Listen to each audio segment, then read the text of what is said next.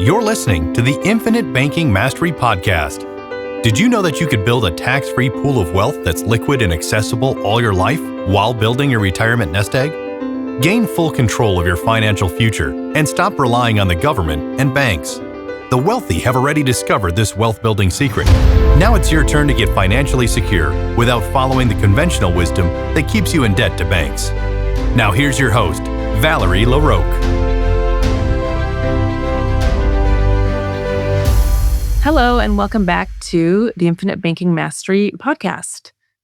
So what happens if you've made a plan to start your policy, everything is going great, you get your underwriting approval, and then all of a sudden something has come up that's going to keep you from being able to fund your whole life policy at the full level that you intended, the amount you had fully decided on starting with? Well, don't worry, there are lots of options to get you started if something like this happens. I thought this would be a good topic because I think it causes a lot of unnecessary anxiety for people when life happens and we have to pivot. So here's the scenario. You have made a plan to start your whole life policy. You've done your research, you've had the important decision-making conversations, you've gotten your underwriting approval, which, by the way, is exciting because that's a big step. Can't proceed without an approval.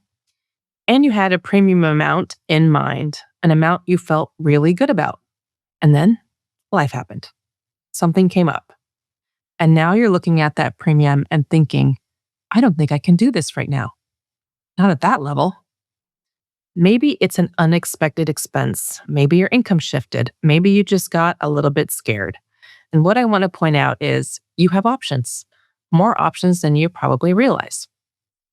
And in most cases, there is absolutely a way to get started, even when the full premium you originally planned isn't available to you right now.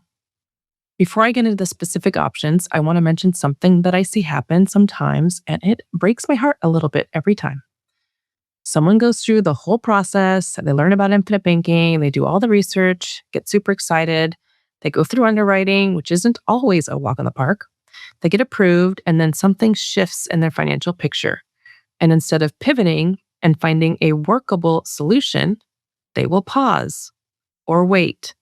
And sometimes they tell themselves they'll start when things settle down.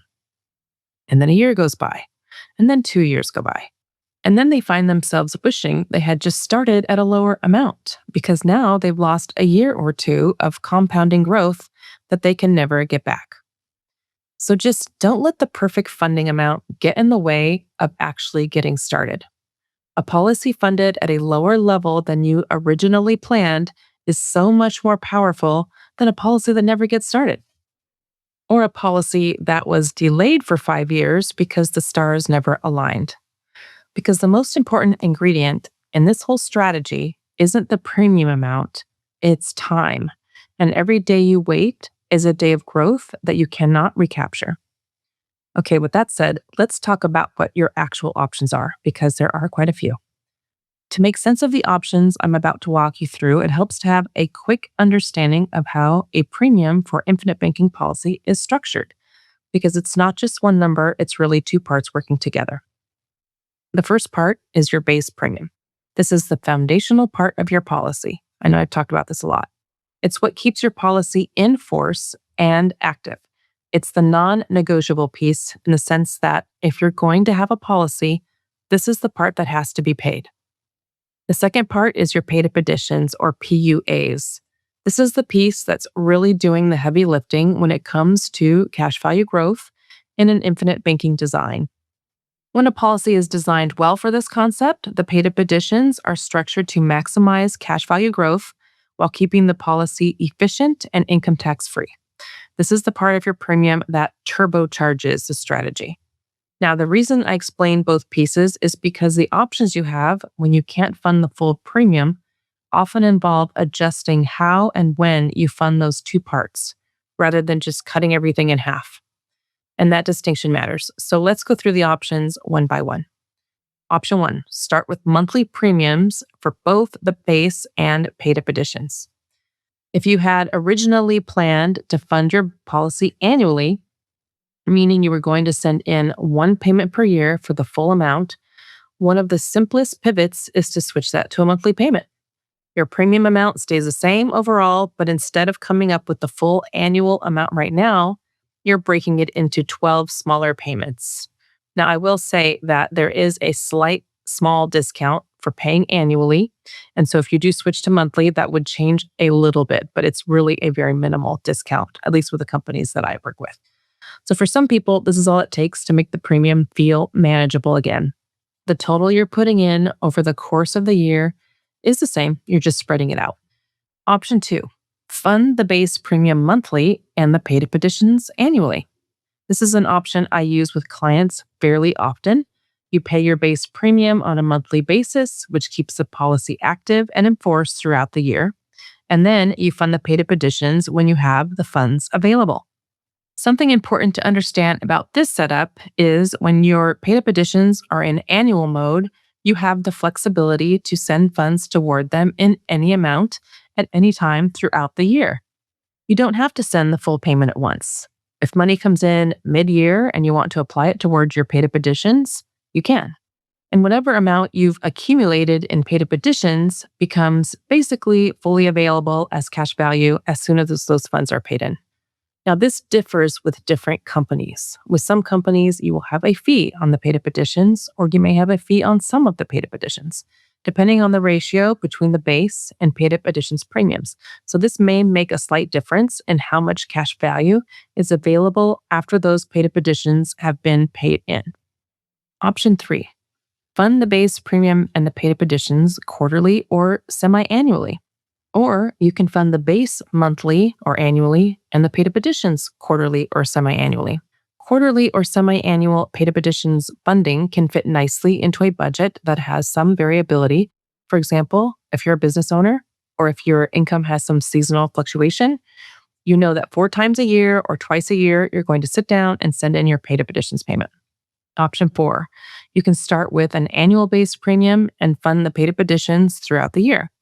I've worked recently with 2 clients who both ran into a similar situation in slightly different ways. The first client had fully planned to start her policy with a $20,000 annual premium. She was ready, she was excited, and then right around the time she was about to get started, she got nervous.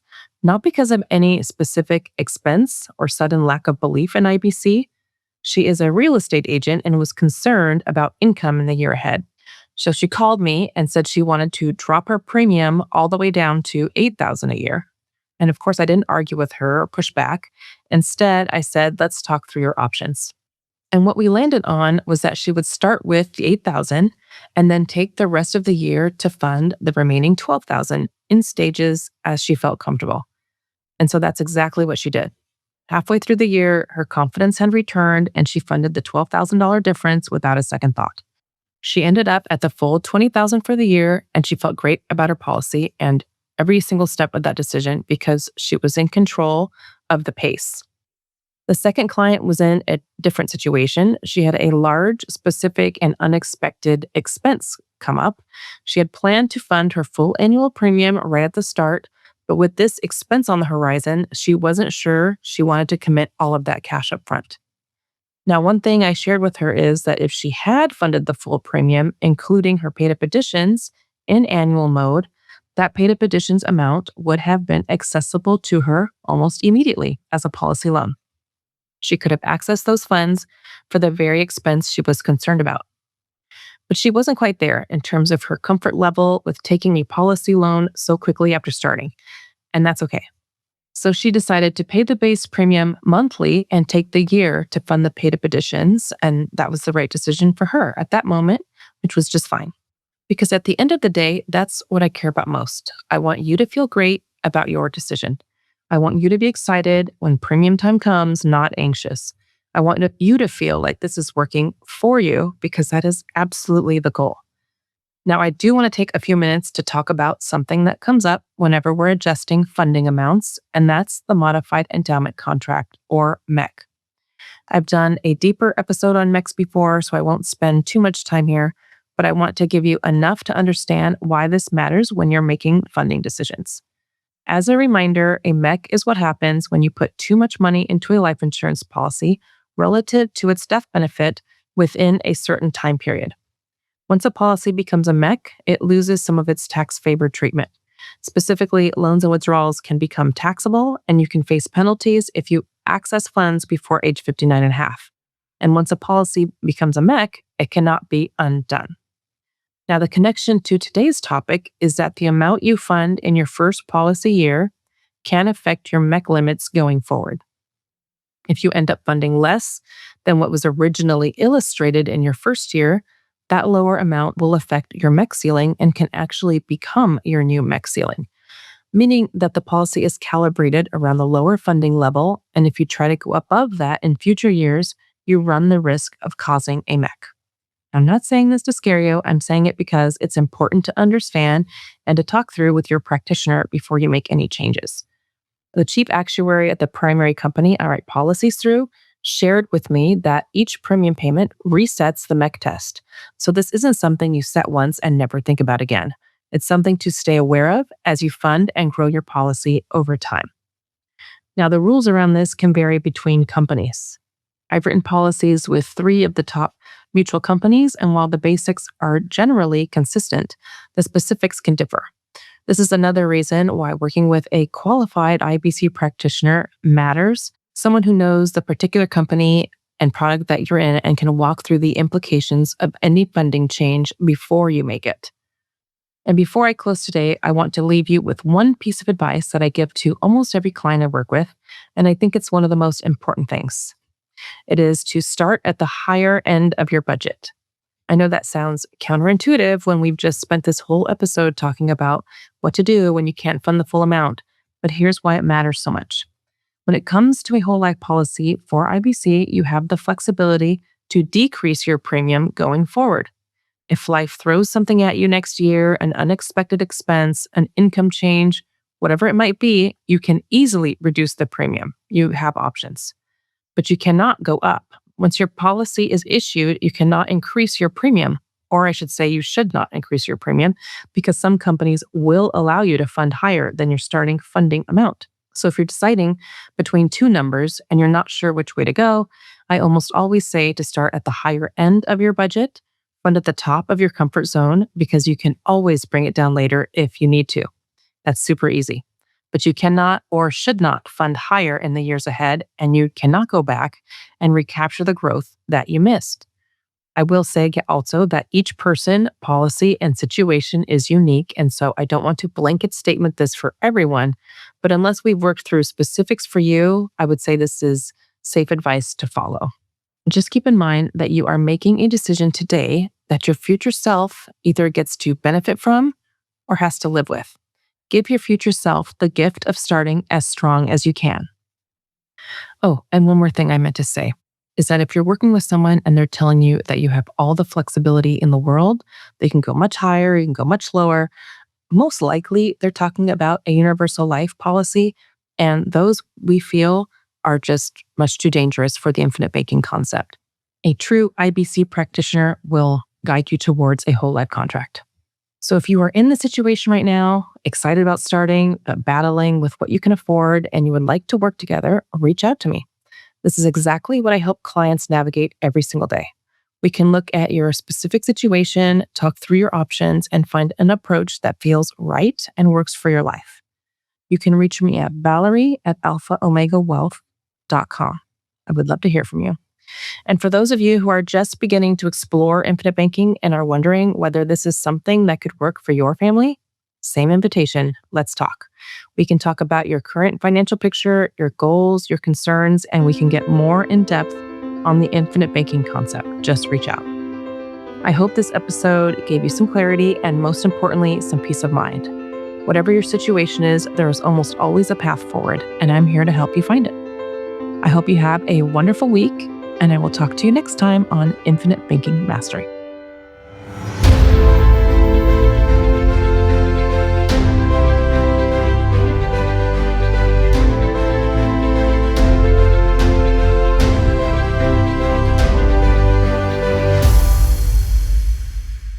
This is thepodcastfactory.com.